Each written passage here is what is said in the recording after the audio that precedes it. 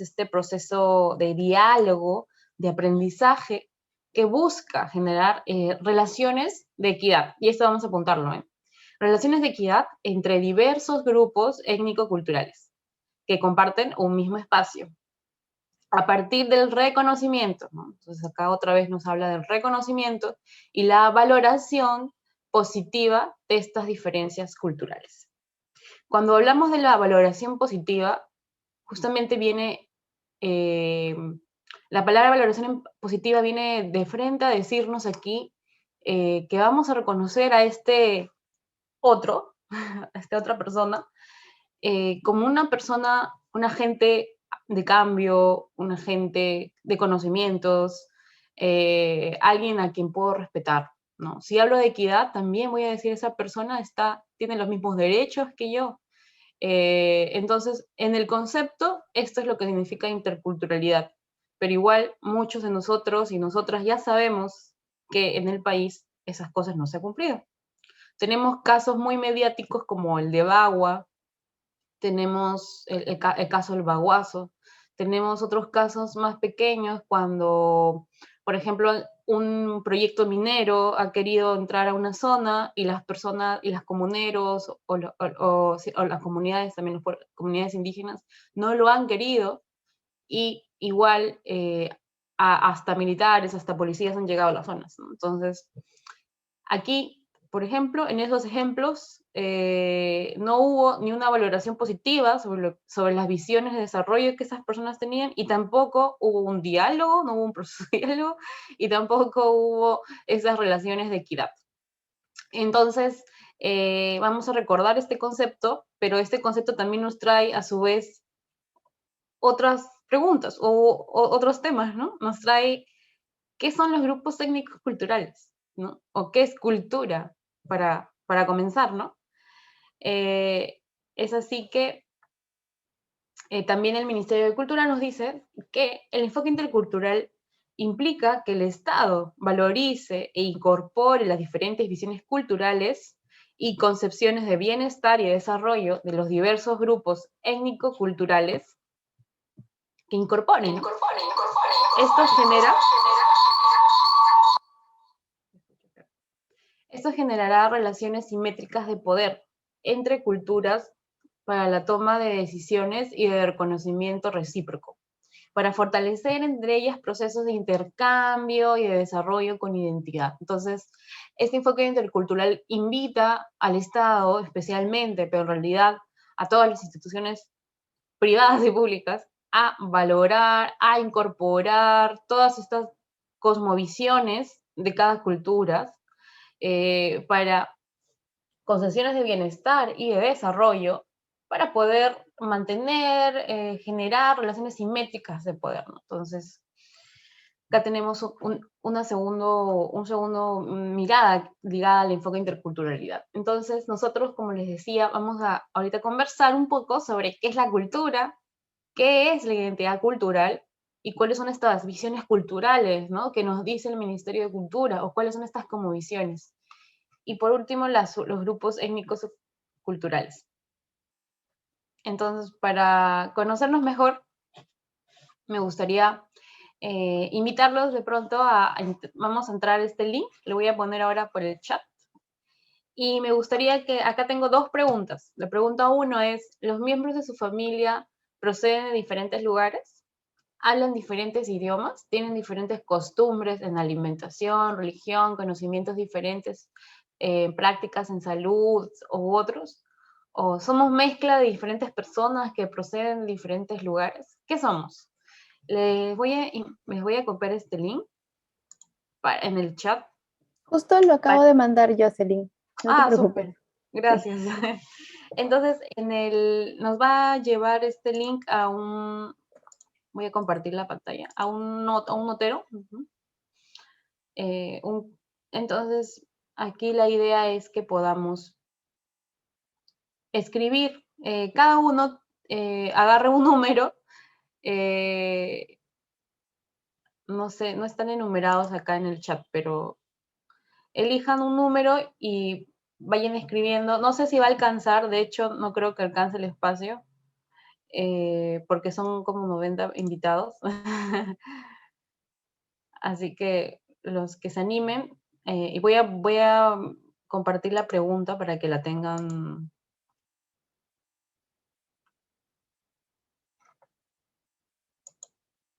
Ok, este es el aplicativo de Jamboard.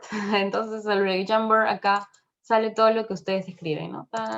Y se comparte. Entonces, la idea es que puedan agarrar estas posits y escribir las preguntas que les planteé.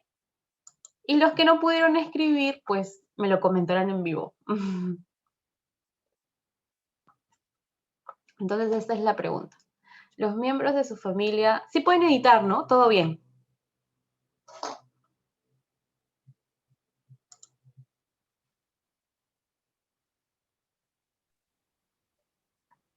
Sí, Sí se Jocelyn, puede se editar. puede. Súper. Gracias, Edson, por escribir. Entonces, también veo que también están pidiendo el formulario de asistencia. Después del Jamboard, porfa. Para que podamos avanzar. Entonces, esa es la pregunta. Voy a darles también un minutito, a ver, 2 minutos quizás, porque como es una pregunta un poco larga. Y luego, los que no pudieron escribir se animan a compartir también. Me gustaría escucharlos y escucharlos.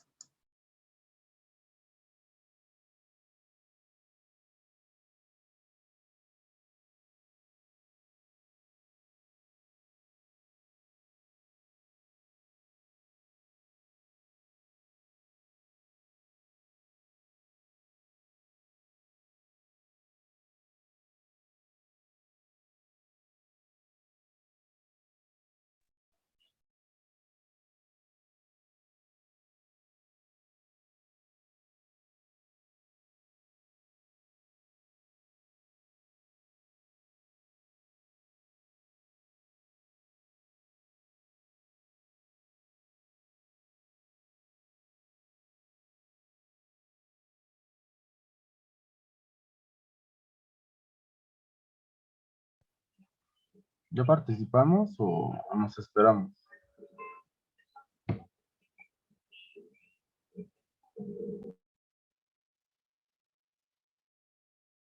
Sí, yo también estoy confundida. ¿Respondemos estas preguntas o sea, los que no alcanzamos por el link los respondemos así o... Ah, sí, si ya están libres, podemos comenzar un poco con los que no han escrito los que no hayan podido poner. A ver,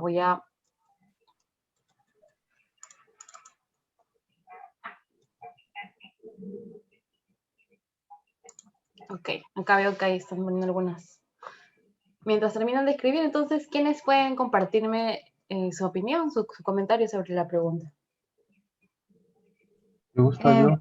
bueno, O si quieres, Camila empieza. listo. ¿Me puedes poner otra vez las preguntitas, por favor? Claro. Gracias. A ver. Creo que acá sale un mensaje de quiénes han salido de la sala de espera, ¿no?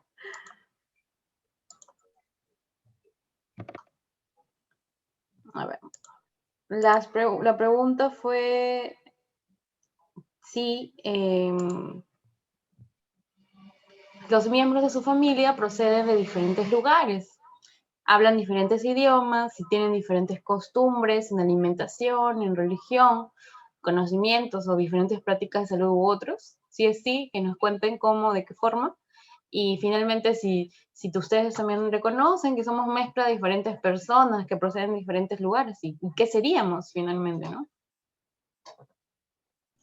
Bueno, pues yo soy de acá de Colombia.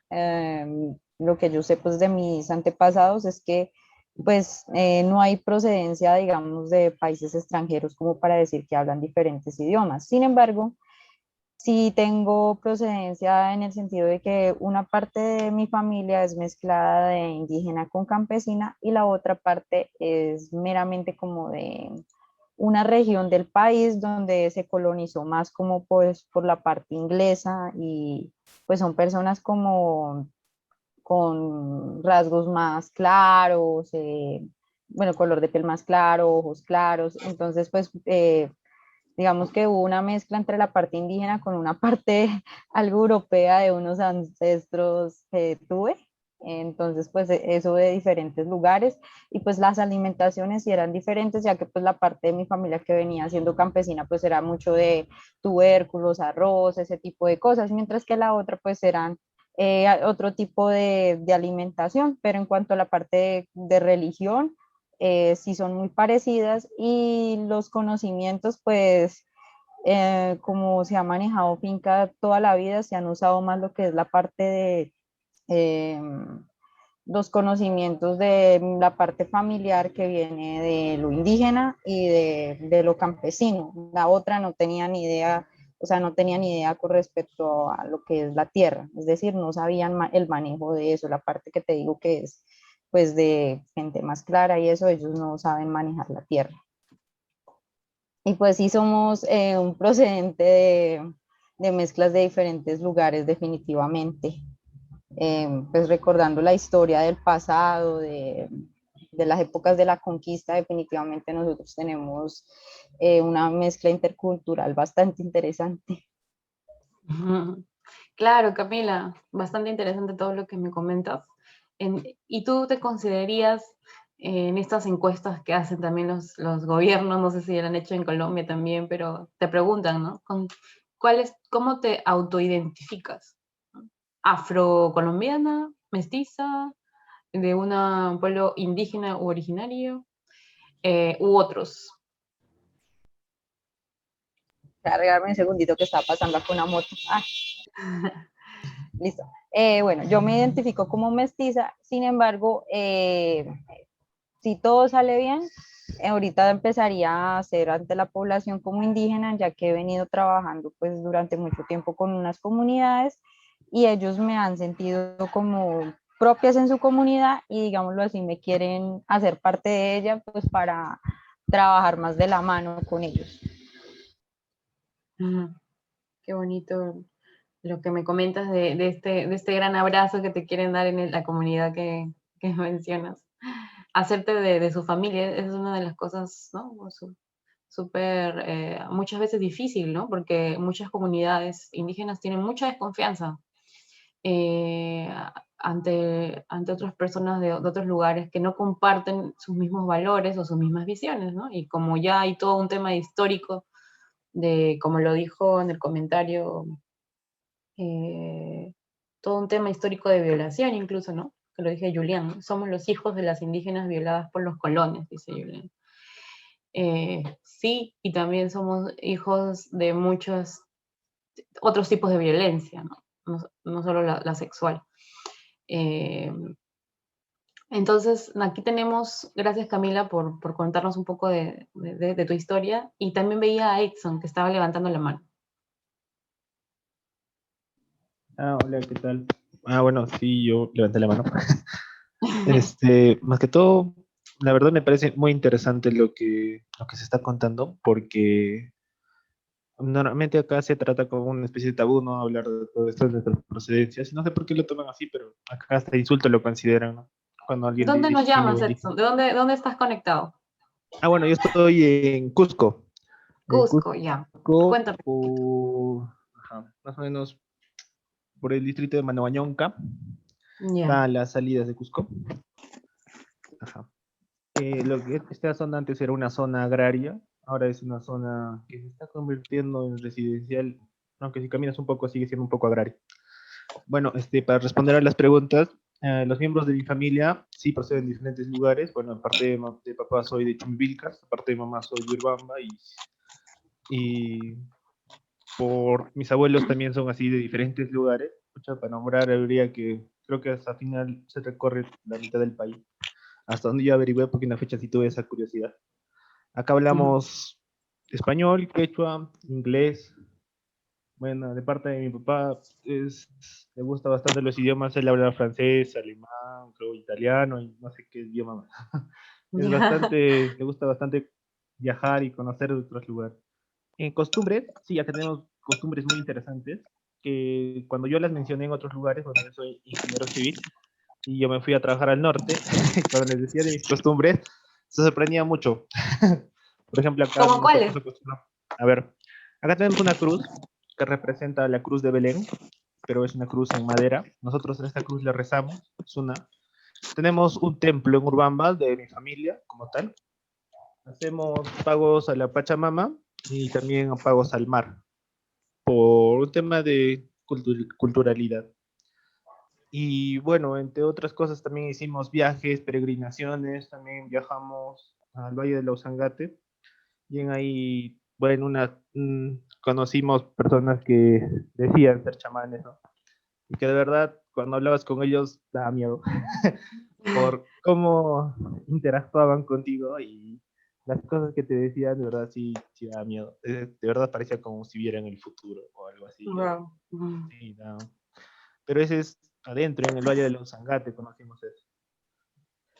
Y en prácticas, bueno, tenemos acá remedios caseros. Por ejemplo, tenemos una serpiente que cazamos hace mucho y que lo utilizamos como remedio.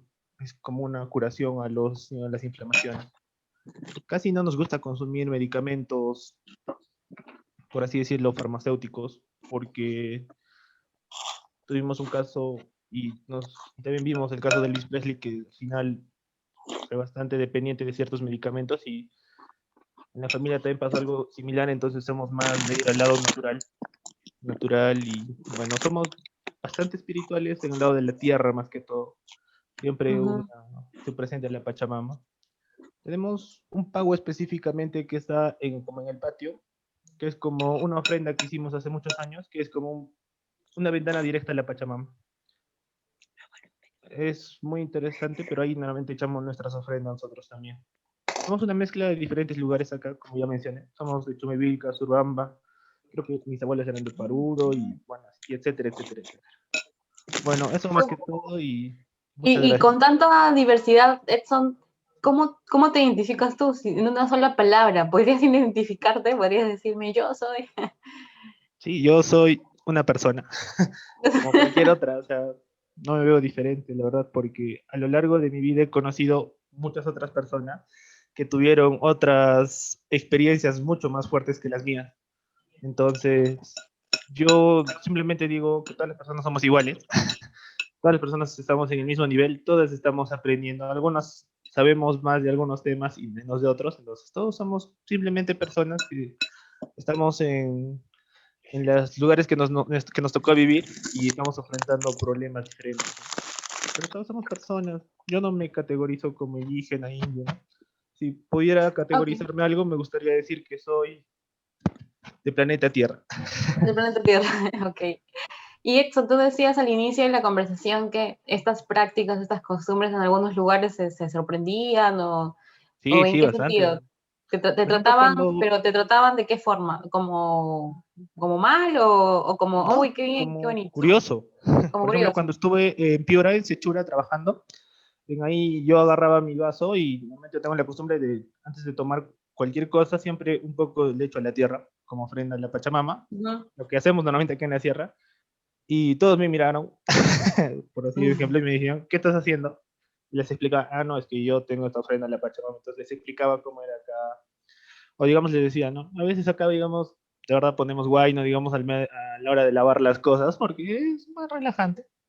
Y yo cuando lavaba también allá en Sechura mis cosas, ponían guay, ¿no? Y todos me miraban como que, ¿qué estás haciendo? En el celular, no hay YouTube, guay, no hay... Claro, la música, ¿no? Que tu propia costumbre. Entonces, Sí, gracias, Edson. ya, muchas Ya gracias a estamos ti. con el tiempo un poco, si no, Sí, no sí, voy sí, a normal, terminar. normal. Hasta luego, Sí, Jocelyn, gracias. disculpa.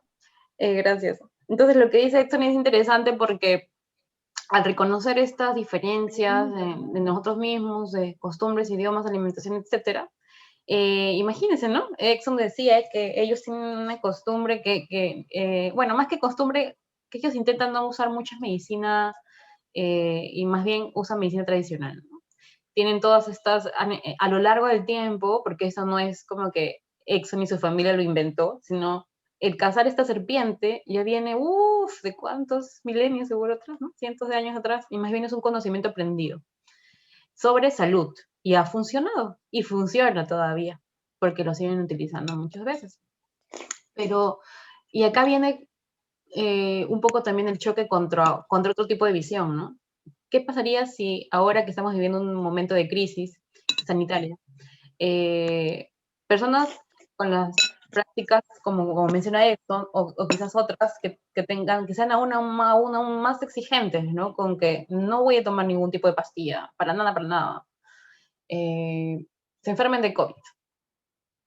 Entonces, tenemos un Ministerio de Salud, tendríamos un Ministerio de Salud con toda así la maquinaria en la mente, ¿no? De vacunas, medicinas, ivermectina, esto y el otro. Y luego tendríamos una población que absolutamente para nada no quiere tomar medicina occidental, sino tradicional. ¿Cómo construimos puentes, no? Por eso cuando hablamos de interculturalidad, no todo es colores, o no todo es fiesta, diversidad, qué chévere, ¿no? Sino hablar de interculturalidad es hablar también de negociaciones, ¿no?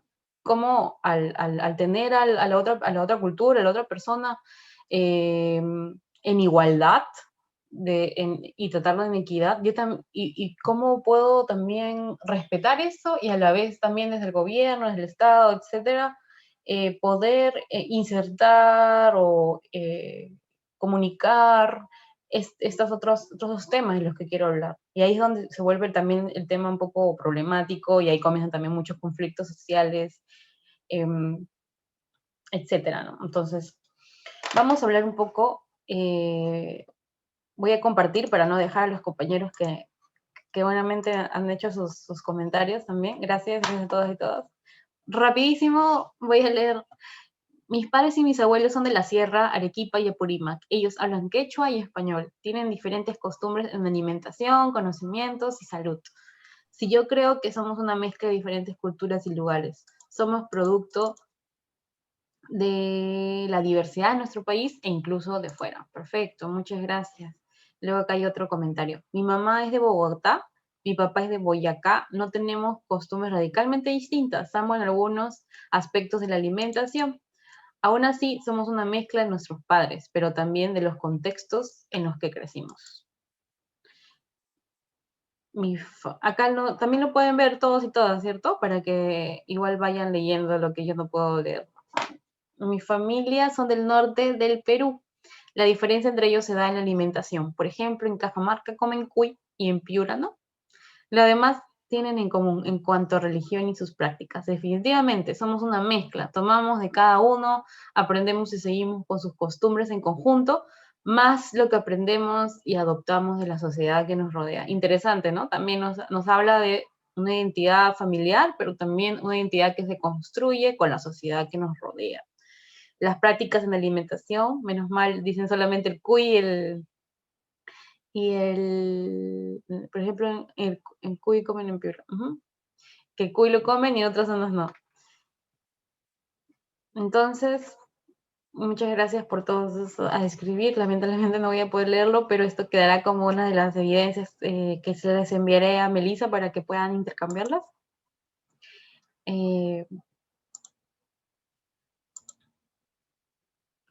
Voy a volver a la PPT. Acá. Entonces, tenemos que cultura son estas formas aprendidas, justamente, ¿no? Todo lo que hablaban en sus comentarios. Todas esas formas aprendidas de pensar, sentir y hacer. Entonces, es la tríada, por así decirlo. Pienso, siento y hago, pero también esas formas son aprendidas. Así como sus manifestaciones, las producciones, resultado de la relación entre los seres humanos y la naturaleza, lo que decía Edson, ¿no? Este pago a la tierra, el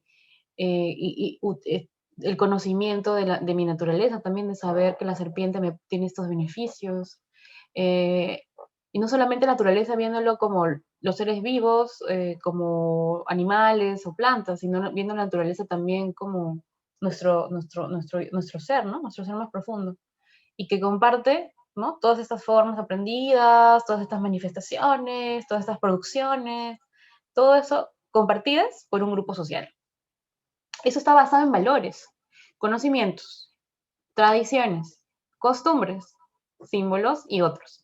Entonces, aquí tenemos que a lo largo de los años, ¿no? esto se ha ido cambiando, ha ido moldeándose, ¿no? Por eso que siempre se habla que la cultura se construye, cambia, se resignifica, y eso sucede muchas veces cuando está en diálogo con otras culturas. Muchas veces, y como nos ha pasado a nuestros pueblos indígenas de Latinoamérica en general, este intercambio con otras culturas, en un decirlo con la cultura española, ¿no? No ha sido positivo, ¿no? Ha cambiado, sí, pero no ha sido como para construir. Pero igual aún así, se habla muchas veces de lo que es las, eh, no sé si ustedes han visto los cuadros, las pinturas, por ejemplo, Exxon de Cusco, justo. Hay una, eh, Exxon en Cusco, la iglesia que se incendió, ¿cómo se llama? Hace unos años Ah, se bueno, acá es incendió. el templo de San Sebastián. En San De San Sebastián, Sebastián. exacto. En San Sebastián estaba las pinturas del gran pintor Diego Quispe Titu, ¿no? Diego Quispe aprendió, ¿no? De los españoles cuando llegaron aquí, ellos inmediatamente lo que hicieron fue enseñarles. Les enseñaron mucho de cómo pintar estos grandes cuadros católicos, sobre todo las historias, ¿no? Y se armaron muchos talleres, muchos talleres de pintores, de obreros en realidad para pintar, porque no tenían como un pintor actual, ¿no? Que pone su propio arte, su propio estilo. No, no había eso, sino era como que te doy el esqueleto de esto, tú haces una copia. Pero Diego Quispe, y entre otros en su época también, fue revolucionario de alguna forma, porque él comenzó a poner su firma en lo que pintaba. Y no solamente eso, sino comenzaron a añadir algunas flores locales, ponerle a todo el rostro pálido de las pinturas, que eso se conoce como arte manierista. Él comenzó a cambiarlo, comenzar acá el cachetito rojito cuando te cae mucho el sol, ¿no? O cuando hace mucho frío y los cachitos se ponen rojos.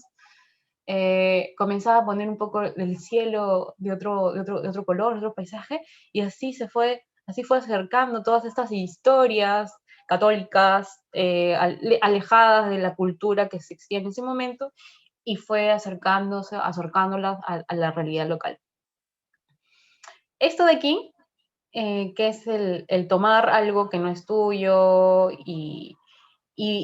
pero resignificarlo, ¿no? Pero ya, no solamente esas, ¿no? Sino que también en esas pinturas por ahí dibujaban sobre donde había un lugar respetado, ceremonial, por ahí también lo ponían en la pintura. Y habían detalles tan chiquitos que los sacerdotes no se daban cuenta, ¿no? Entonces, de esta forma ellos iban resignificando porque no querían dejar morir, o por así decirlo, ¿no? Sus costumbres, sus creencias. Entonces, más que una cultura, lo que existe son varias culturas y siempre hay un cambio constante, solamente que no siempre esto se ha dado en igualdad de oportunidades, ¿no? Como muchos. Ahora, algunas dimensiones de la cultura ya lo tenemos en muchas de las respuestas. Tenemos la cultura en lo que son estilos de vida, en lo que es los sistemas de valores, en lo que es los códigos de conducta, en lo que son las relaciones sociales, las relaciones de género entre hombres y mujeres, las formas y el tema de género lo van a ver más tardecito, las formas y los registros lingüísticos en una determinada lengua, ¿no? Los procesos cognitivos, las expresiones artísticas, que eran los ejemplos que les mencioné, y bueno, aparte muy abierto, está ampliamente ya documentado también el tema de las danzas, ¿no? Que son las expresiones más visuales de muchas culturas, ¿no? Las nociones del espacio público y las nociones del espacio privado, las formas de aprendizaje y las formas de expresión, los modos de comunicación, inclusive los sistemas de pensamiento, ¿no? También tenemos esto en lo que son todas estas dimensiones cuando hablamos de cultura. Entonces verán que es un tanto complejo, ¿no? Este significado. Entonces, cuando yo hablo de las relaciones de género entre hombres y mujeres, para hacer algo chiquito, ¿no? Yo estuve, como me presentaron, yo estuve viviendo en Egipto por el tema de estudios. Entonces, para mí este primer contacto fue muy fuerte, ¿no? Porque vi todo lo que es la cultura musulmana. Eh, entonces, todas las mujeres, primero desde la ropa, ¿no? Desde el dominio de los espacios públicos y privados también, ¿no? El espacio público todo enteramente era para los hombres, quienes eran dueños de las calles, de las veredas, fumando shisha o bebiendo té, tomando jugo. Las mujeres todas cubiertas, casi fantasmas, vestidas de negro. Bueno, esto eran algunas ciudades de Egipto, ¿no? Para no hablar de todo el país entero, ¿no? En algunas ciudades. Era muy, muy visible esto. Aparte el tema del idioma, ¿no? Llegar a un lugar, no, y veía puros, no entendía nada de lo que significaba todas esas grafías, los sonidos, las horas tan estrictas, estos códigos, estos sistemas, tema de religión, ¿no? Las horas tan estrictas para rezarle a Alá, ¿no? Dejaban sus tiendas, se detenían, todos sus negocios, y agarraban su alfombra y los hombres se ponían ahí y se ponían a rezar con vista a la mezquita, ¿no? Los códigos de conducta, ¿no? A mí de pronto se me caía mi polo y muchas mujeres, venían, ¿no? Súbetelo, ¿no? Entonces había un control, ¿no? Un control del cuerpo, pero esto no, digamos, las personas de allá lo veían como algo natural, normal, y más bien yo como migrante, porque viví un año, también tuve que adaptar mis formas y muchas otras no las pude adaptar a este modo nuevo de convivencia o esta cultura, ¿no? Para precisamente, no puedo evitar decir que también tuve un choque cultural, lo que muchas veces le llaman choque cultural, pero finalmente el pensar que de esto que estamos compartiendo ahora, que es sobre interculturalidad, no tendría sentido si nosotros mismos no lo pensamos, no lo sentimos, no lo hacemos, ¿no? Entonces, por más que había un choque cultural, no le voy a decir, mi opción no fue decirle tampoco al otro que se estaba equivocando, que estaba errado, cómo trataba así, ¿no? Sino más bien abrir procesos de diálogo y de reflexión, ¿no? Eso también me ayudó mucho a poder vivir, ¿no? Todo el tiempo que estuve ahí. Entonces, todas estas son las dimensiones de la cultura. Y muchas veces estas dimensiones de la cultura se sienten más cuando viajas a otros lugares, quizás, o cuando sales de tu propio lugar, ¿no? Como también lo mencionó Enzo, ¿no? Eh, Él salió a Piura, hizo una práctica y ¡boom! Ojos para él, ¿no? Entonces, es así, ¿no? Muchas veces tus propias dimensiones culturales se suelen ver cuando tienes a otras personas diferentes. Entonces, hablamos luego de una identidad cultural. Todas estas dimensiones, luego tenemos un sentido de pertenencia. La identidad cultural es este sentido de pertenencia a toda esta cultura, con todas estas dimensiones, con todas estas características propias que la hacen única y diferente con respecto a otras culturas. Y mi identidad cultural va a expresar la forma de ser y pertenecer a una cultura. Ahora, en Perú, nosotros tenemos que el 30% de la población total peruana, en esta encuesta que les comenté que se hizo, bueno, en el 2017, del Instituto Nacional de Estadística e Informática del Perú, el INEI, hizo una pregunta a la población peruana sobre cómo se autoidentificaba, ¿no? Y el 26% dijo que se identificaba como una población indígena o de una población indígena u originaria. El 4% respondió que era de una población afroperuana. Entonces, y todo esto, este estudio ha sido en las 25 regiones, pues, del país, ¿no? Entonces, tenemos un 30% de toda la población del país que se reconoce de alguna forma, tiene una identidad cultural característica, ¿no? Ahora, como justamente nosotros ahora estamos hablando sobre proyectos de desarrollo agrario rural, ¿no? Entonces creí conveniente presentarles en el caso peruano, quiénes de estas personas que tienen una autoidentificación étnica viven en zonas rurales y en zonas urbanas. Tenemos que el 10%, o sea, realmente la gran mayoría en las zonas rurales no se identifica como parte de un pueblo indígena u originario o población peruana. Pero en total, si contamos, es el otro 10%, el 9% que se identifica como indígena y el 1% como afro-peruano. Tenemos ahí un 10% de la población que está viviendo en zonas rurales. Y también otro en las zonas urbanas, si viene a ser mayor, ¿no? Si junto el 17 más 3, ahí tengo 20%. Ahora, esas preguntas siguen siendo un poco capciosas, porque igual muchas veces no se termina de comprender qué es la autoidentificación, por un lado, esa es un poco las trampas de los censos, y por otro lado también está esta memoria cultural que existe de discriminación, ¿no? Entonces, no es tan fácil ir por el mundo con tu bandera y decir, yo soy Ashánica, yo soy Aymara, ¿no? O sea, es algo que debido a la historia de nuestro país ha sido muchas veces violento, ¿no? Este proceso de reconocerse, de mostrarse, de expresar, y solamente lo que ha funcionado más ha sido lo más comercial, ¿cierto? La comida, las danzas típicas, el turismo, pero los temas más estructurales, como la educación, la salud, el idioma, han sido temas con los que la sociedad y los gobiernos han tenido que trabajar arduo por años para poder darle la equidad, la igualdad, para poder incluir todas estas voces, ¿no? Entonces, este censo es un poco con trampa, digo yo siempre, pero igual nos da una idea, ¿no? De qué podemos encontrar. Personas que por ahí sí lo dicen, y por ahí vamos a tener en cuenta que de todas maneras va a haber algo invisible, data invisible, ¿no? Que no vamos a poder encontrar.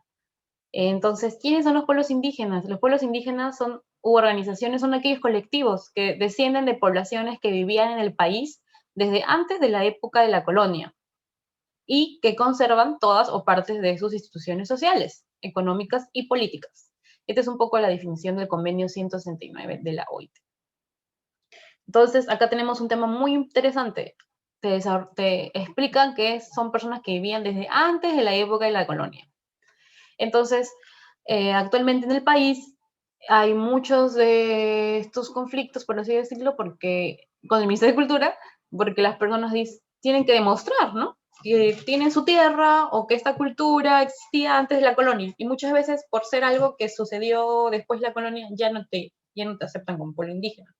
Y por ahí viene ahí un poco el malestar de muchas otras comunidades, muchos ronderos, comunidades campesinas, eh, eh, que dicen, oye, pero yo también tengo mi identidad, ¿no? Yo también tengo mi danza, yo también tengo mi comida, yo también tengo mis costumbres, mi lengua, etcétera. Pero si no has tenido esto, palabrita que es desde antes de la época de la colonia, ahí está un poco el tema de no ser tan considerados como pueblos indígenas.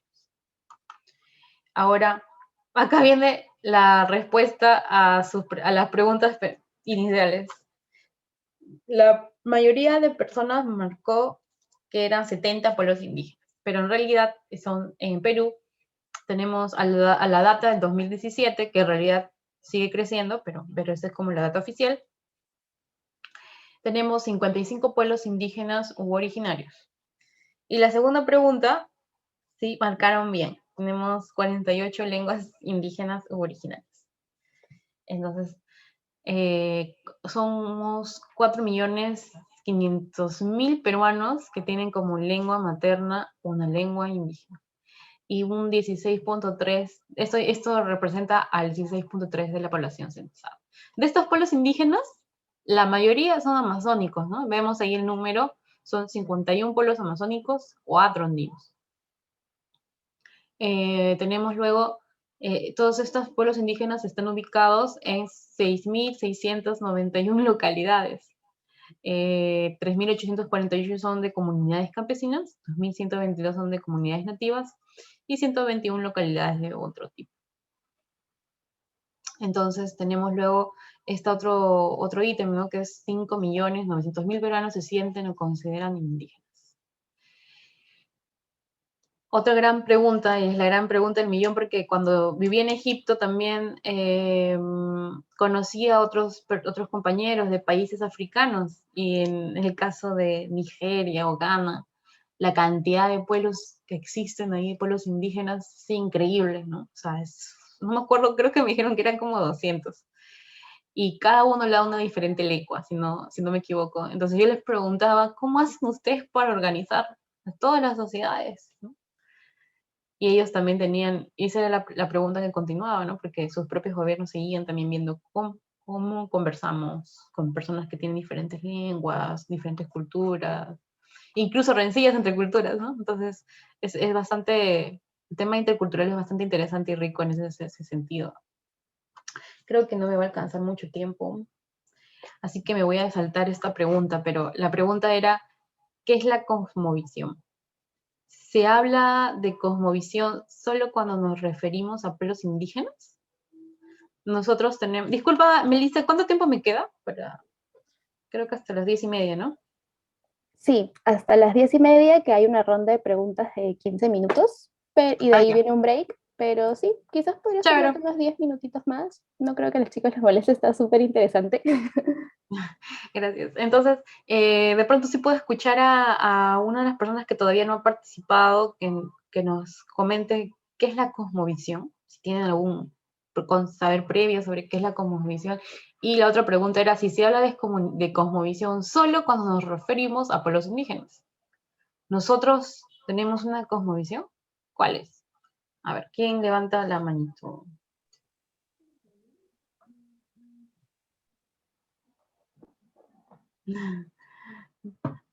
Ahí está, levantaron la mano dos personas. ¿Quién? No veo. A ver, voy a ver. Están levantado Carlos, Carlos, Marcelo y Abril, Jimmy. Marcelo. Ok, me pareció primero Carlos, no sé si está bien, discúlpenme Marcelo si no es así, pero a ver. Carlos, por favor. Hola, ¿qué tal con todos? Bueno, yo tengo alguna referencia de cosmovisión andina, que es más o menos esta visión o relación que existe entre, entre la naturaleza y nosotros, se podría decir. Por ejemplo, acá yo vivo en Cusco y aquí lo que se menciona mucho es la Pachamama, ¿no? Que digamos que es esa definición de madre tierra Ujú. que se conoce como algo sagrado, que se puede, o que de alguna manera nos permite ver de diferente manera todo lo que nos rodea, ¿no? Y que hay una relación bastante directa entre lo que sucede en nuestro entorno con nosotros mismos, pues. Entonces, ¿Y es tú tienes, eso, Carlos, es una como que el cosmovisión respeto. propia? Yo con el tiempo he ido eh, como que aceptando y entendiendo más esto de lo que significa la Pachamama desde una posición bastante personal, eh, con todo lo que las personas comparten y uno puede ver de actividades culturales, Ujú. tanto en el campo como en la misma ciudad que se siguen manteniendo. Entonces, uno va generando su propia definición, ¿no? Y sí, eso ha pasado conmigo. Entonces, Ujú. sí, se podría decir que más o menos va por esa onda. Entonces, eso yo tengo como concepto de cosmovisión ¿Y tú básicamente crees andina, ¿no? que se habla de cosmovisión solo cuando nos referimos a pueblos indígenas? No, no, para nada. Ya con todo lo que la sociedad ha ido desarrollando y de alguna manera alejándose de las raíces, y trayendo a la misma ciudad y dejando como que legado, ya no se puede hablar solamente de que la cosmovisión pertenece a las poblaciones indígenas, ¿no? O sea, no creo que se pueda definir solo como eso. Gracias, Carlos, por tu opinión. Pero es interesante, ¿no? Porque también tú mencionas que has sido, tú también has estado construyendo, ¿no? Si bien de alguna forma tu entorno social ha compartido contigo esa práctica, pero luego tú también lo apropias y has ido construyendo, ¿no? Tu propio significado de cuál es esa cosmovisión. Ahora Sí, pues tenemos ujú, es interesante. Pero sí. gracias. Perdona, Carlos, por temas de tiempo. A mí me encantaría conversar, pero podemos seguir conversando en la ronda de preguntas. Marcelo, me pareció, era el segundo, ¿no? Sí, hola, buenos días. Soy de Iquitos y bueno, como Quito. leía por ahí, sí, la cosmovisión es la forma de ver la vida de nosotros como comunidad, ¿verdad? Siempre, normalmente asociamos la palabra cosmovisión en los libros, en los trabajos que hacemos, siempre está muy pegada a la palabra andina, siempre he escuchado eso, con la cosmovisión Sí. andina. Sin embargo, la cosmovisión es la forma de ver la vida de las diferentes comunidades, ¿no? Acá en la Amazonía, obviamente, está muy relacionado con lo natural que tiene los ríos, la relación de las personas con los ríos, con el agua, con los peces, con los árboles, y cómo esto cuidan sus chakras y todo lo demás, y cómo ellos construyen también el hecho de algunos seres mitológicos y todo lo demás. Es la forma de ver la vida. Y obviamente todos tenemos cosmovisión independientemente de donde nos desarrollemos. Ujú. Gracias, Marcelo. Disculpa, Jimmy, me vas a tener que perdonar en esta oportunidad, pero en la ronda de preguntas te estoy apuntando para que me puedas comentar. Bueno, yo he vivido en Iquitos también. Saludos de por allá también a todas las personas. He vivido en Iquitos bueno, casi un año estuve trabajando por ahí. Y sí, tienes razón. Aprovecharía para contarles esta pequeña historia que fue una de las cosas que aprendí en Iquitos. No sé si tú la sepas, Marcelo. Está la historia del delfín rosado, ¿no? Que es en Iquitos hay una historia muy conocida que es este delfín rosado que está en los ríos, en el río Naná y en todos los ríos. Y que ese delfín en la noche, ¿no? Se convertía en un hombre guapo. O sea, hay las dos versiones. Hay la versión que se convertía en una mujer y en un hombre.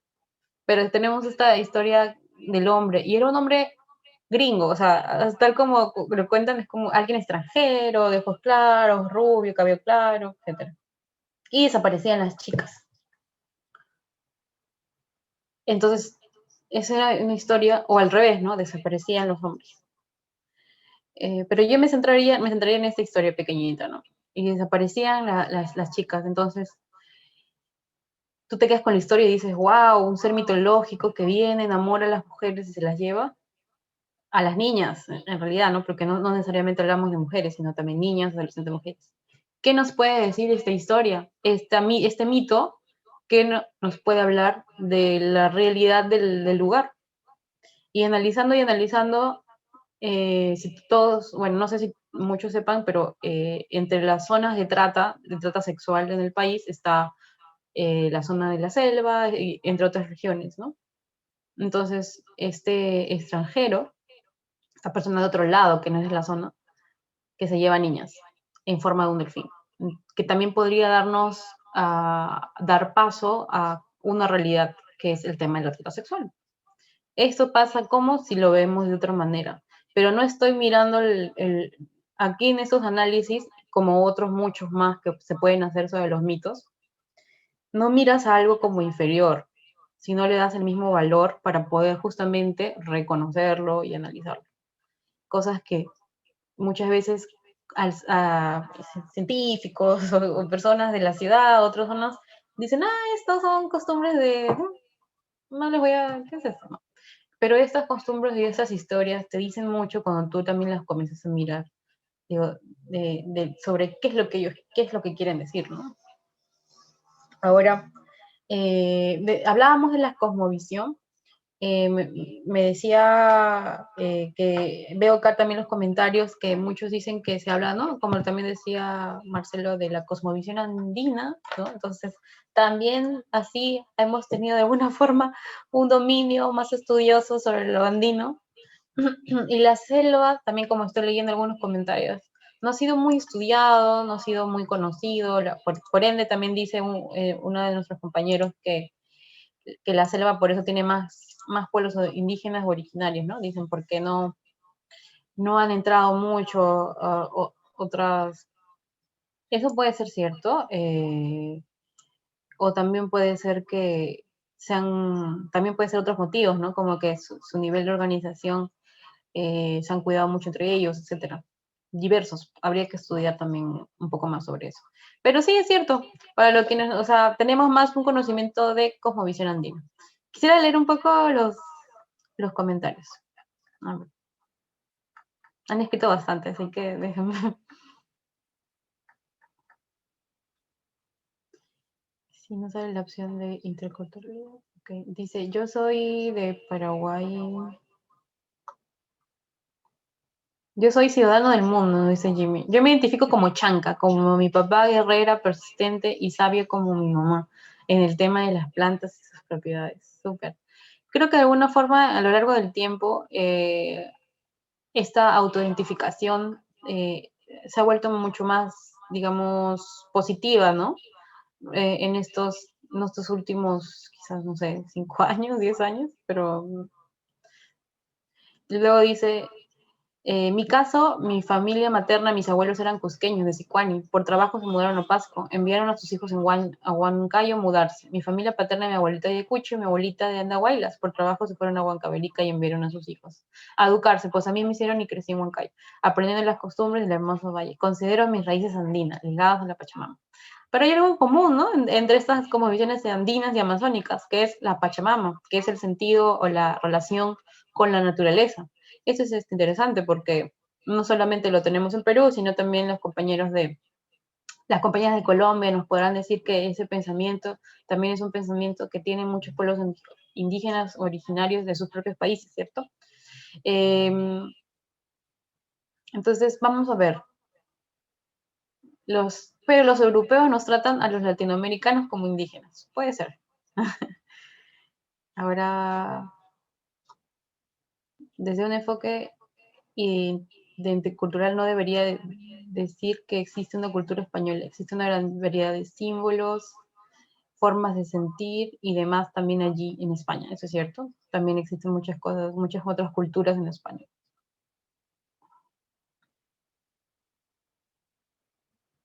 La relación del runa y la naturaleza, nos dice Glesny Angélica, que es la cosmovisión andina por mis raíces, la relación del runa y la naturaleza. Glesny, ¿podrías contarnos un poco qué es ser runa?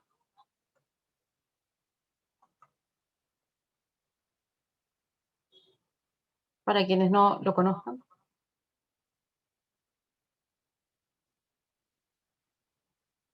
No sé si Glesny está por aquí. Bueno, si entiendo bien, runa también se tiene que ver con todo lo que es el hombre, ¿cierto? Nosotros también, el ser humano. Creo que no voy a poder leer todos, pero acá tenemos algunos, como muchos ya lo han dicho, es la manera de interpretar el mundo, ¿no? En la cultura andina, en la cosmovisión andina, tenemos estos tres mundos, el Hanampacha, el Caipacha y el Uchupacha. Entonces son planos. Cuando vayan a Cusco, como ¿no? Están también en Machu Picchu y cuando te hacen ver las escaleritas, entonces no te dicen acá está el cóndor siendo el símbolo del mundo de los dioses, del Hanampacha, luego está la tierra, que es el mundo de los hombres, el Caipacha, y luego está el Ucupacha, y normalmente está identificado como una serpiente, que sería el mundo de los muertos. Y por otro lado también tenemos a una cosmovisión indígena en la imagen que vemos acá, que es amazónica, que considera la naturaleza, en realidad las dos, ¿no? Consideran que la naturaleza, el hombre son todo que viven relacionados perpetuamente. Todo cuanto existe en el mundo indígena es vivo y es una de las cosas maravillosas. No solo el hombre, los animales y las plantas, sino también las piedras, los ríos, todo lo demás. En el mundo indígena todos nos necesitamos los unos a los otros para vivir. Entonces, por eso no va a ser sorpresa cuando vayamos a alguna comunidad y la gente nos diga que hay muchos seres en el agua, ¿no? O que no puedo ir yo a ese río porque en ese río vive un ser fantástico que justamente hace que si lo matamos o lo contaminamos, habría el río se quedaría seco, o en otros casos el río aumentaría, o si maltrato a mi tierra, a mucha gente, vas a ver en el campo, lloraría, ¿no? Llora, ese es mi esfuerzo, mi tierra, mi mamita. Entonces, todas estas expresiones es porque mis ovejitas, ¿no? En muchos casos también, ¿no? Hasta los animales o las plantas. Entonces, son seres vivos, son seres que incluso les ponemos todos estos nombres, ¿no? Pachamama, mamá, ¿no? O sea, los consideramos familiares. Entonces, seres con los que interactuamos, a quienes cuidamos, a quienes alimentamos, que nos cuidan a su vez, que nos alimentan a su vez, ¿no? Entonces, la cosmovisión justo nos habla de toda esta rica interacción, esta consideración de considerar a muchas cosas que son entes vivientes, ¿no? Ahora vamos a hablar sobre los criterios de identificación que tenemos, y eso va a ser importante para que ustedes lo tengan mapeado. Los criterios de identificación de los pueblos indígenas. Entonces tenemos que hay un criterio objetivo y el criterio subjetivo. Estaba, como lo había mencionado con el convenio 169 de la OIT, está la continuidad territorial, ¿no? Que es la permanencia del territorio nacional desde antes de la conquista o del establecimiento del Estado. Entonces, este es el continuidad territorial. Luego sigue las instituciones distintivas, que son las instituciones políticas, culturales, económicas o sociales distintivas conservadas total o parcialmente por los pueblos indígenas. Eso vendría a ser el criterio objetivo. Y luego tenemos el criterio subjetivo, que es el de la autoidentificación, que es la conciencia de mi grupo como colectivo de poseer una identidad indígena u originaria, ¿no? Yo tengo que decir, y ahí viene justamente cuando los del Ministerio de Cultura van a hacer el análisis, tú tienes que decir también que yo me identifico como chanca, yo me identifico como aguajún, yo me identifico, etcétera, ¿no? Entonces, tengo esta conciencia de que pertenezco a un grupo. Entonces, como habíamos hablado, son estas prácticas y formas únicas de relacionarse con la gente y con el medio ambiente también, ¿no? Cuando hablamos de autoidentificación, no es solamente decirlo, sino también es autoidentificarte en estas prácticas. Entonces, acá tenemos el conocimiento que de alguna forma tenemos de los deidades, de los sapos, las achichillas, los seres humanos, los seres del más allá, y en esto están los patrones sociales, culturales, económicos y políticos diferentes a los predominantes de las sociedades que se. Entonces, hay muchos derechos de los pueblos indígenas. Están los derechos a la libre autodeterminación o autonomía, está el derecho a la identidad cultural, está el derecho a la participación, el derecho a la consulta previa, el derecho a elegir sus propias prioridades de desarrollo, el derecho a la tierra, al territorio, el derecho a los recursos naturales y los derechos lingüísticos. Me gustaría hablar un poquito más de ellos. De pronto, si alguno de ustedes tiene una pregunta, lo hacemos, pero ahorita tendré que pasar por temas de tiempo.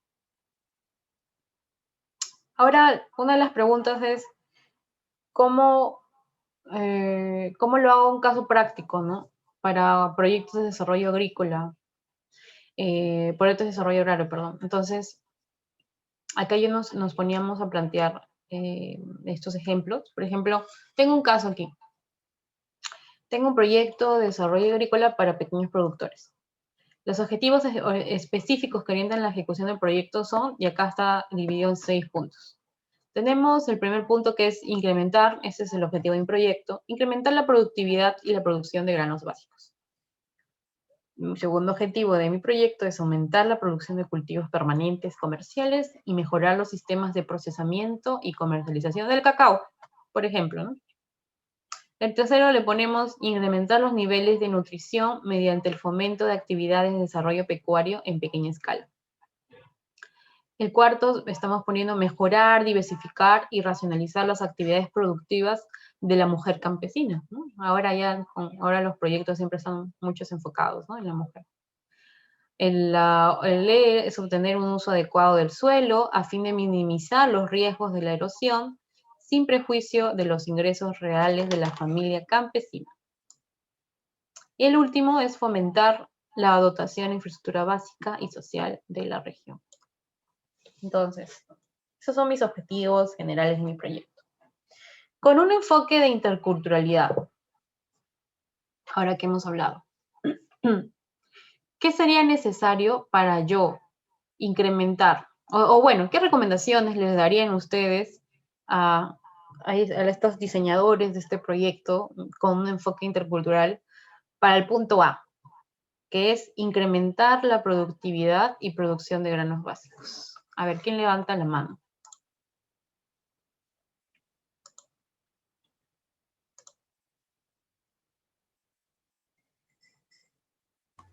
Hola, buenos días. Hola, ¿qué tal, Carmen? Hola, no levante la mano, pero abrí el micrófono. Bueno, en torno a incrementar la productividad y producción de granos básicos, como siempre hemos podido ver en algunos proyectos de desarrollo, se plantea desde el ámbito de desarrollo para todos, ¿no? O sea, desde un enfoque de desarrollo en donde aglomera tanto a la urbe como a las comunidades rurales o indígenas, en este caso, ¿no? Entonces, lo que yo podría eh, recomendar en este caso sería que no solamente se base en esto, sino que también haya como una revaloración de las propias técnicas, que en este caso la comunidad en la que se está interviniendo, en la que se está planteando el proyecto, puedan revalorar estas técnicas, por ejemplo, de cosecha de agua, ¿no? Y que no vean desplazadas sus propias técnicas ya que tienen con técnicas nuevas que se trae con un proyecto, por ejemplo, nuevo, ¿no? Entonces creo que desde ese punto de vista sería más empático tanto para la comunidad como para las personas que están dentro de la comunidad, ¿no? Y así también se podría aprovechar los recursos, ¿no? Eso, gracias. Muchas gracias, Carmen. Muy interesante lo que mencionas. Ella mencionó el entrar a un lugar nuevo. Entonces, si yo entro a un lugar nuevo y de frente les quiero enseñar o voy con esta visión vertical, ¿no? De, oh, yo traigo esta nueva técnica. Es como que en realidad piensas así, que la otra persona lo va a aceptar. Por más que le expliques los beneficios, ¿eh? Por más que le digas, vamos a ser más efectivos, vas a gastar menos dinero, esto que el otro. En este primer alcance, en ese primer contacto, que es tan importante, como se dice, la primera impresión, eh, también tenemos que visualizar cómo nos acercamos y si estamos también dándole valor a aquello que ya en ese lugar vienen haciendo y la forma en la que vienen llevando sus temas de producción. Entonces, para hacerlo, otra vez, como lo vimos en el video, primero tenemos que reconocer y conocer. Entonces, se hacen estudios de línea de base, ¿no? Muchos proyectos tienen estudios de línea de base, estudios de línea final, línea de salida, perdón, evaluaciones intermedias, evaluaciones cualitativas, evaluaciones cuantitativas. Entonces, sería interesante también, y la verdad, muy práctico, a largo plazo nos ayudaría mucho en los proyectos, poder incluir algunas preguntas de toque intercultural para también asegurarnos que nuestro proyecto funcione en el tiempo, ¿no? Ahora tenemos, muchas gracias, Carmen. El caso B. Mi objetivo es aumentar la producción de cultivos permanentes comerciales y mejorar los sistemas de procesamiento y comercialización del cacao. Otra persona, por favor, que quiera participar y nos diga cómo en este objetivo incluiría el enfoque intercultural.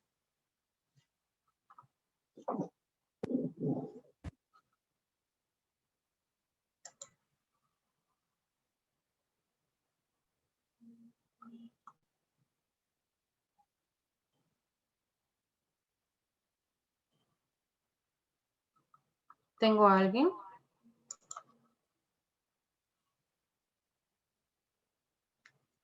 Para el segundo objetivo. Alguien que quiera participar. Si no, elegiré al azar. A ver. ¿Me escucha? Víctor levantó la mano. Ah, ya. Víctor, por favor. Víctor Gallardo. Sí, sería con respecto al objetivo B, ¿verdad? Sí. En mi caso particular, yo soy de Paraguay, la verdad que no, por más que tenga la formación de ingeniero agrónomo, no tengo yo, digamos, o sea, conozco el cultivo del cacao por literatura, ¿verdad? Pero si el proyecto sería aumentar la producción y mejorar el sistema de procesamiento, yo iniciaría por lo que, o sea, dónde estaría instalado el proyecto y qué tipo de tecnologías están utilizando para el procesamiento, si actualmente lo hacen de manera manual o están usando alguna maquinaria, y si lo hacen de manera manual, lo hacen porque quieren conservar, digamos, los procesos que supongo, ¿verdad? Que como venimos hablando y venimos hablando de interculturalidad, es como que mi abuelo me dijo que el cacao se cosecha de esta manera. Si yo meto un poco de industria en eso, entonces ya no va a ser el mismo cacao que estaba viniendo cosechando hace años. Entonces, Exacto. de ese lado, respetaría también el, ese proceso, ¿verdad? Sí meter algo de industrialización, pero en los procesos que requieran algo artesanal, cortar esa parte y potenciarlo en la comercialización. Exacto. Muy interesante lo que mencionas, Víctor. Yo también tenía, o más allá de si es el cacao o no, también podríamos trabajar en la forma de lo que es la comercialización, ¿cierto? ¿Cómo comercializamos? Hay muchos productos ahora que siempre te hablan de la experiencia, ¿no? Que es un poco lo que el capitalismo está ahora ah, haciendo que las cosas se vendan más rápido y lo llaman un capitalismo efectivo, porque justamente venden el producto y qué significa este producto, ¿no? Este producto significa, pueblos indígenas, originarios, haciendo esto, teniendo históricamente, cultivando de esta forma, y te presentan la propaganda, ¿no? De papitas Lay's, creo, por ejemplo, el hombre en el campo con la papa y cómo la papa ha pasado de mano en mano, ¿no? Entonces, de alguna forma, esto es algo que se usa, ¿no? Una estrategia, ¿no? De volverlo afectivo, pero termina funcionando en realidad porque las personas, al ver toda esta historia de este producto, se animan muchas veces a comprar más, ¿no? Al saber que tiene procesos orgánicos o que es un producto orgánico, al saber que va a ayudar a muchas mujeres. Entonces, quizás si queremos aumentar la producción de cultivos permanentes y pensando ya en una mirada como de queremos vender productos, podríamos estudiar, analizar cuáles son estas, este proceso tan suyo, ¿no? Del lugar, como tan tradicional, como dice Víctor, y poder justamente también comercializarlo de alguna forma. Ahora, eso depende también, no no es que lo recomiende exactamente, pero es como que depende del enfoque que tú le quieras dar también para poder valorizar esta cultura en espacios públicos, ¿no? Porque de alguna forma cuando comercializas hablas de una marca, pero esta marca no necesariamente tiene que ser frívola, ¿no? Sino también puede ser una marca, puede ser un pueblo hablando, ¿no? Entonces, tenemos la otra opción, la C, que es incrementar los niveles de nutrición mediante el fomento de actividades de desarrollo pecuario en pequeña escala. Una de las que han levantado la mano, de pronto Diana o Camila, puede responder en la C, en el punto C, cómo incluiría un enfoque intercultural. Si quieres incrementar los niveles de nutrición mediante actividades de desarrollo pecuario, mediante el fomento de actividades de desarrollo pecuario en pequeña escala. Diana o Camila. Regálame un segundo, la pienso y ya.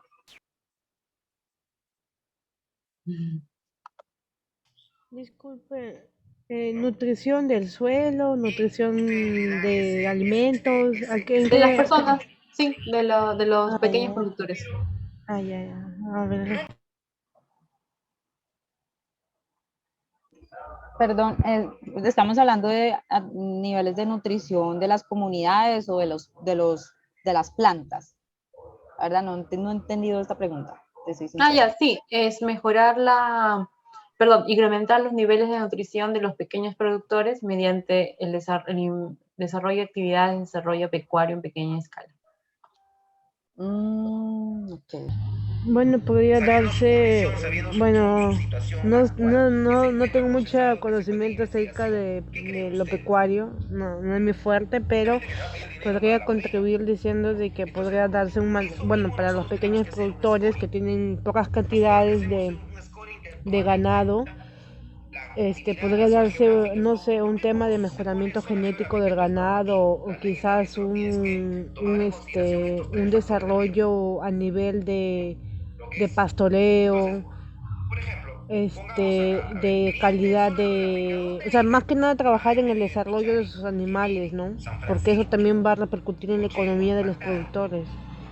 Bueno, bueno, gracias. Claro. Gracias, Diana. Otra vez, otro caso pequeñito, ¿no? En un estudio en Bolivia, un proyecto viene y dice, bueno, acá en Bolivia hay mucho cuy, voy a darle, ¿no? El proyecto viene, voy a entregarles cuy a todas estas mujeres, voy a formar grupos de asociaciones de mujeres y les voy a enseñar cómo criar los cuy en sus casas, cómo mantener la limpieza, su alimentación, todo el tema de su salud. Entonces llegan, entregan, todo un éxito, ¿no? Pero luego no había ventas. Y era, no lo venden. ¿Qué pasa? No está funcionando, no hay ingresos. Y haciendo el examen, luego de estos proyectos que fracasan, ¿no? Porque hay muchos proyectos de desarrollo que fracasan, descubrieron que en realidad el cuy era un plato tipo ceremonial, ¿no? Un plato que se come en bautizos, un plato que se come en bodas o en momentos importantes, ¿no? Un cumpleaños especial. El cuy no termina siendo un plato que comas de lunes a domingo. Entonces, eso fue una de las causas que encontraron. Entonces, si yo me voy a también fijar, digamos, en un proyecto de desarrollo y quiero entregar animales, etcétera, también sería bueno conocer qué animales son considerados, qué animales puedo donar, entregar, y asegurarme de que eso tampoco nos choque culturalmente con sus costumbres alimentarias, que al final era una costumbre alimentaria, pero respondían a tradiciones, ¿no? Entonces es importante también ver eso, dependiendo de la zona de donde me voy. Ahora tengo la opción D, que es mejorar, diversificar y racionalizar las actividades productivas de la mujer campesina. Camila, ¿de pronto quieras comentarnos en esta? ¿O Daniela?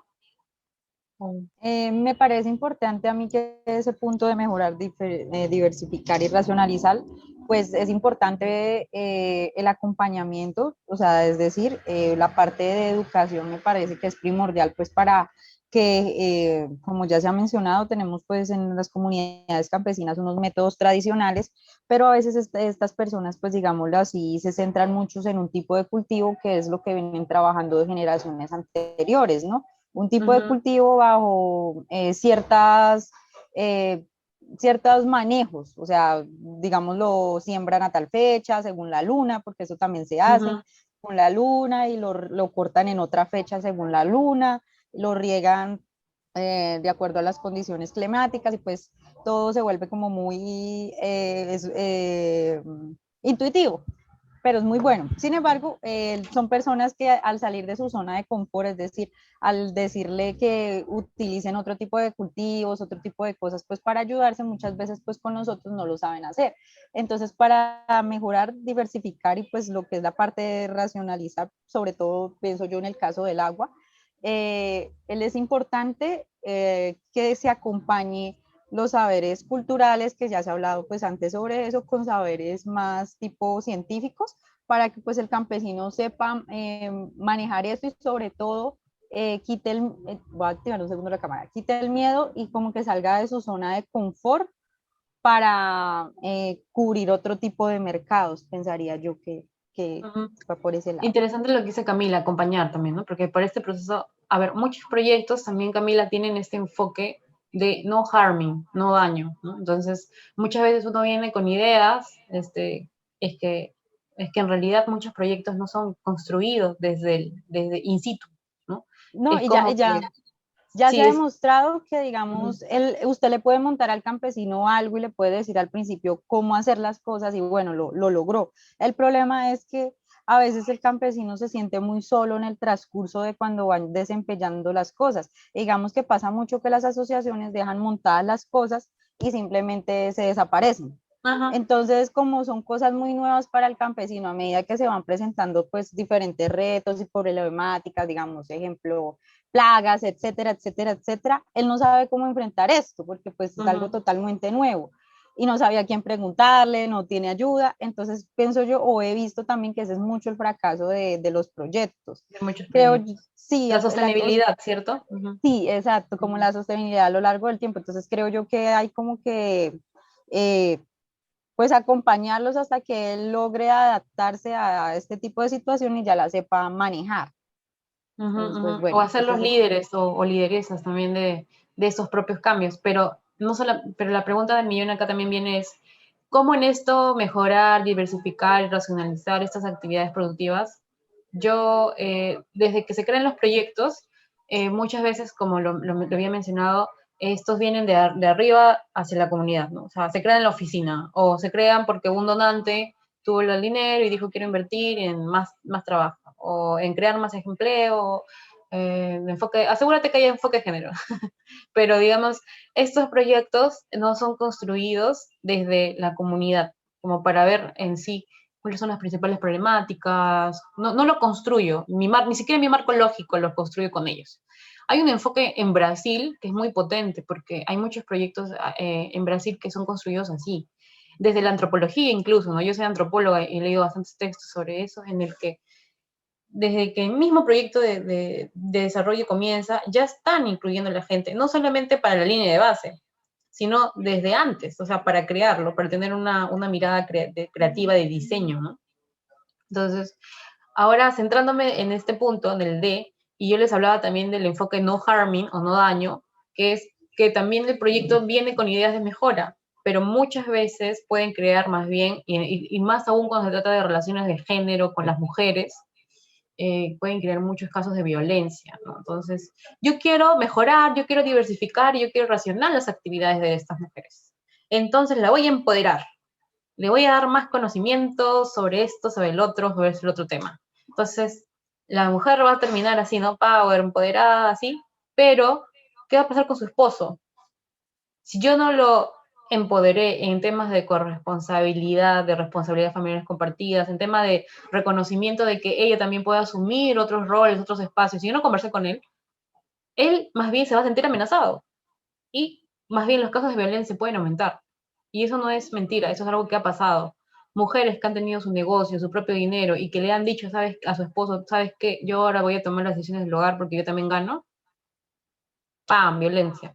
Entonces, ¿por qué? Porque se comenzó con un enfoque, y en esto ya nos dará más luces la especialista de género que va a continuar, pero se comenzó con un enfoque de empoderamiento, de género, de todo, pero se trabajó solo con la mujer, ¿no? Entonces, también a temas, cuando yo voy y quiero meter un enfoque, incluir un enfoque intercultural, también tengo que ver cuáles son estas prácticas, estas dinámicas, estos espacios en los que, o esto que decía Camila, ¿no? Yo me encargo simplemente de pronto de dejar la semilla, pero no puedo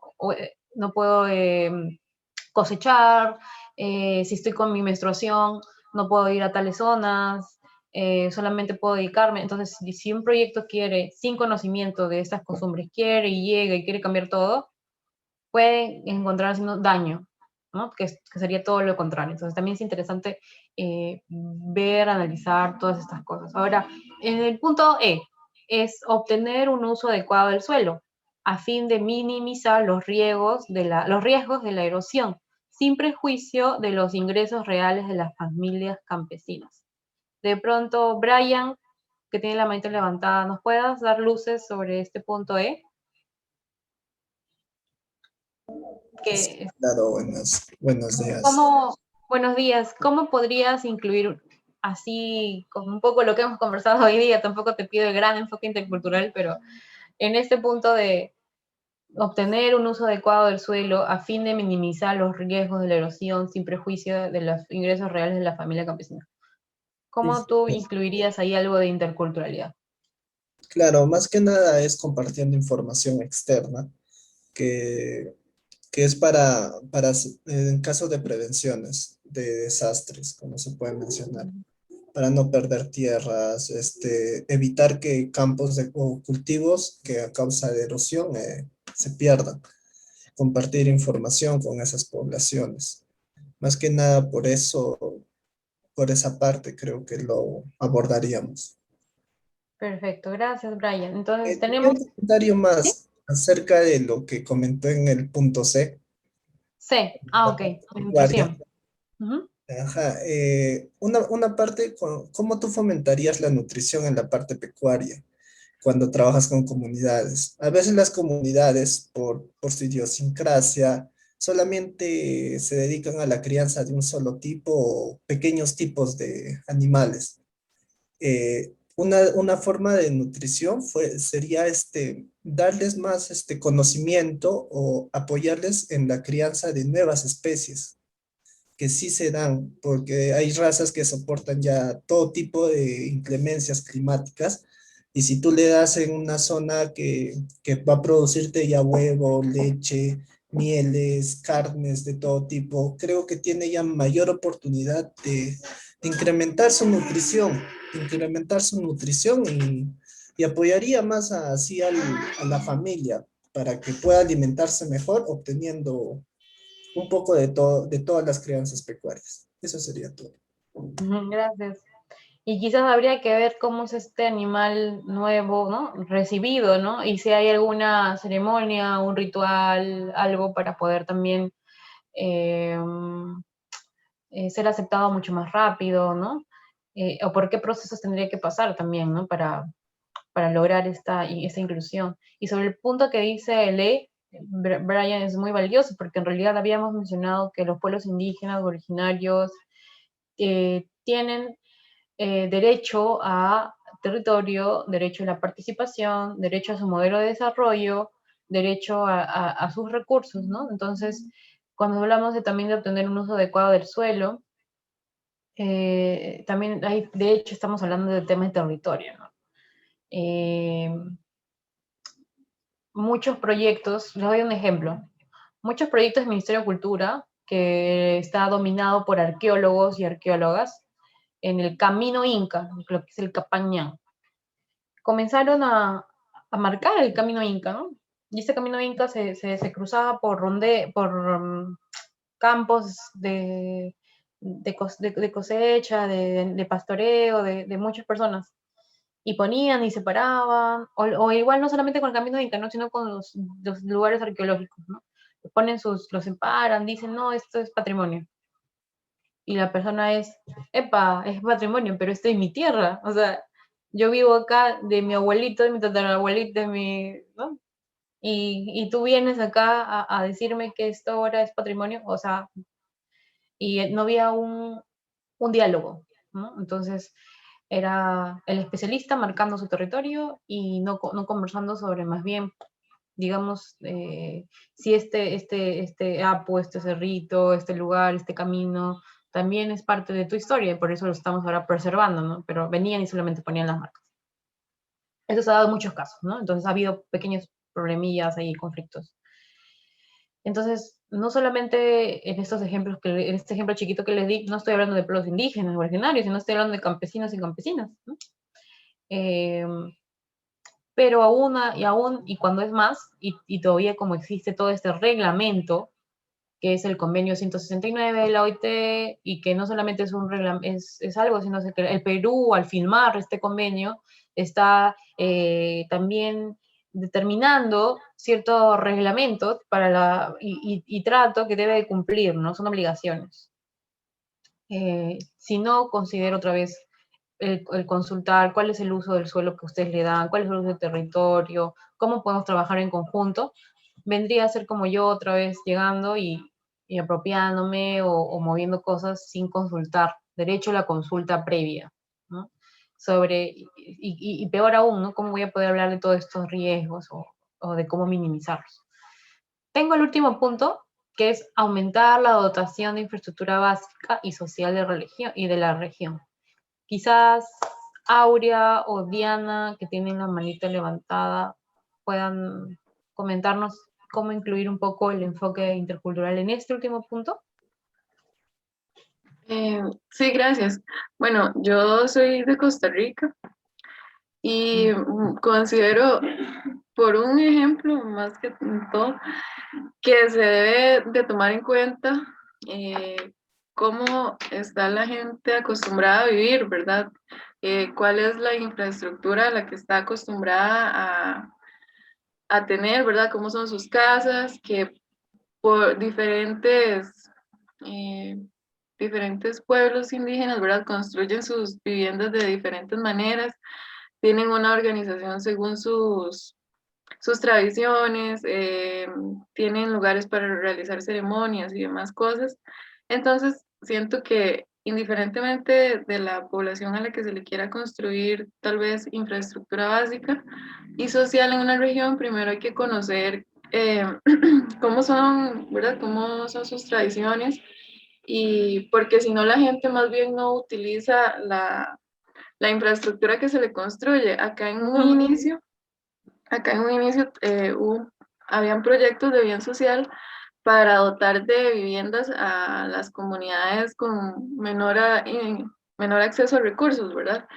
A pueblos indígenas. Y primero se les hacían casas como las que usaban las demás personas, digamos como las que usaban los blancos, entre comillas, ¿verdad? Que no tenían ninguna relación a como las casas que ellos utilizaban, y entonces ellos no usaban esas casas y nada más construían a la par un ranchito, que es como le llamaríamos a las viviendas de los indígenas propiamente.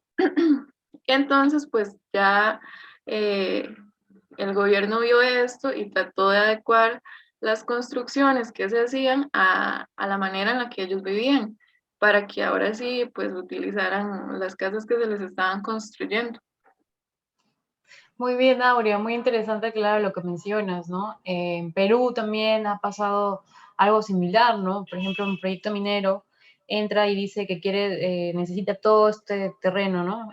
Los convence la población acepta y los traslada. Les da camionetas, casas bonitas, hasta una parcelita, creo. Entonces, digamos, le dio como que todo. Y de ahí, después de unos 6 meses, la gente estaba volviendo al proyecto a reclamar su tierra. Y decían que no se acostumbraban, que la extrañaban y que ya no querían, que querían volver. Y entonces de alguna forma no fracasó, ¿no? O sea, no es que fracasó porque al final ya como es un proyecto minero, se tuvo que, todavía está así como que realizándose, pero sí hubo un conflicto social. Ahí es donde yo voy, ¿no? Sí se levantó la gente, sí hubo marchas,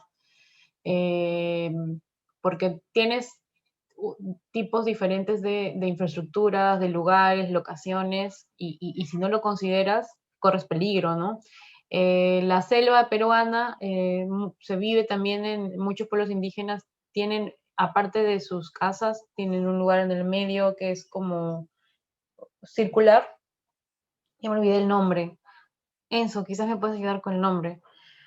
Todo circular y donde todos se reúnen.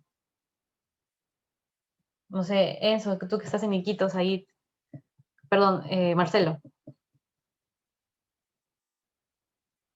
Ya, los tambos, ¿te refieres a los tambos? No, lo que está circular en las comunidades indígenas.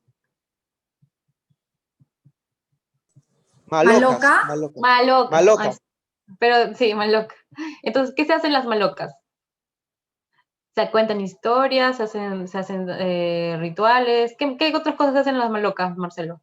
Bueno, Se las malocas sirven para las reuniones sociales del pueblo, ¿no? Donde el APU, quien es el jefe de la comunidad, expresa lo que quiere coordinar, algunas cosas. Es más algo social, una reunión del pueblo. Social y político también, ¿no? Porque tiene que ver con el tema de organización, ¿no? ¿Quién va a venir al lugar? Los reciben ahí. Claro, Eh, inclusive es el primer contacto que se tiene con las personas, ¿no? Cuando uno va a ujú, visitar una comunidad, normalmente las personas de la comunidad ya te esperan dentro de este lugar, dentro de la maloca, de porque la todos y maloca. todas tienen que ver quién está llegando, ¿no? Y Claro, tiene que es haber, verdad.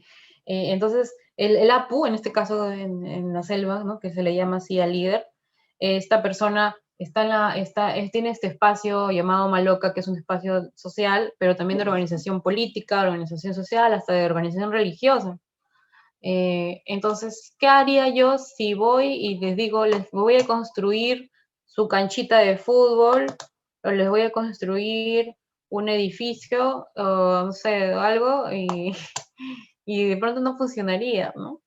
Tendríamos que ver más bien cuáles son estas infraestructuras que tiene la población, cómo más bien asegurarla, protegerla, mejorarla, pues, ¿no? Y también para poder tener un proyecto que de verdad las personas se sientan cómodas, a gusto y que más bien también reconocidas, ¿no? En el que no obliguemos a los otros a dejar de hacer sus propias actividades, sus propias formas de organizarse a otras nuevas formas, necesariamente. Ahora, creo que ya se acabó el tiempo. Yo tenía acá también unos pequeños comentarios a lo que ustedes ya me han dicho. Muchas gracias a todos y todas por sus comentarios. Va a ser muy importante, como me decía, ¿no? Conocer cuál es la división sexual del trabajo productivo en la comunidad para tener también una mejor producción de granos. Conocer las relaciones culturales entre hombres y mujeres, lo que decía, ¿no? Para evitar situaciones de violencia, incluir las nuevas masculinidades, tomando lo mejor de la cultura para este gran cambio, y identificar prácticas locales sobre el aprovechamiento de suelos y elaborar estrategias que incluyen ambas prácticas. Aquí estoy en 3 puntos. Estoy reconociendo, estoy analizando y estoy solucionando, como nos lo dijo el antropólogo Fidel Tubino, ¿no? Parto por un proceso de reconocer, luego analizo y luego hago propuestas de solución. Muchas gracias, entonces, mi nombre es Yosdeni Jauregui y estoy muy contenta de haber podido conversar. Yo también he aprendido muchas cosas el día de hoy con ustedes.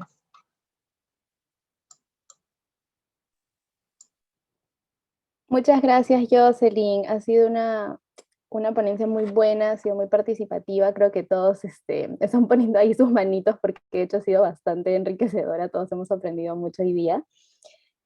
Bueno, apunten los datos, chicos. Igual yo supongo que ya se los van a pasar también por interno, por si tienen alguna duda, alguna consulta, ya le pueden escribir a Jocelyn. Ahora vamos a pasar a unos minutos de break. Sí, vamos a dar unos 10 minutos de break antes de pasar a la siguiente sesión. Por favor, les pido que sean súper puntuales porque ya nos hemos excedido unos minutos y también para empezar la siguiente. Chao, Jocelyn, muchas gracias. Chao, muchas gracias por la invitación. Ha sido un gusto también para mí. Que tengan un bonito fin de semana, seguir cuidándose. Chao. Chao, tú también, gracias.